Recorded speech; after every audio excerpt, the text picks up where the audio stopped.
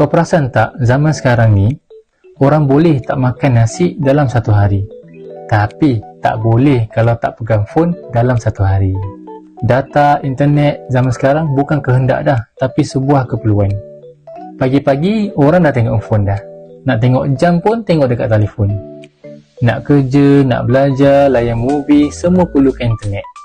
Sebab itulah bisnes mall ni insya-Allah dia kuat. Sebab kita jual benda yang memang orang perlu. Bukan produk yang suka-suka, bukan produk yang ikut mood. Manusia akan pakai data setiap hari. Dan top up tu memang benda yang wajib. Tak kiralah umur dan tak kiralah dia kerja apa. Dan yang paling best, kita tak perlu pun nak pegang stok.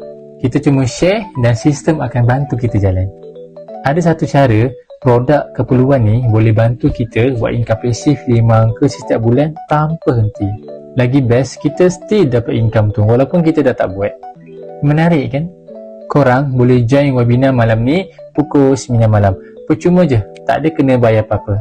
Disebabkan percuma, tempat sangatlah terhad. Siapa cepat, dia dapat.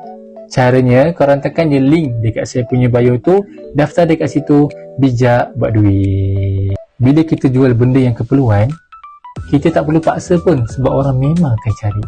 Style kan?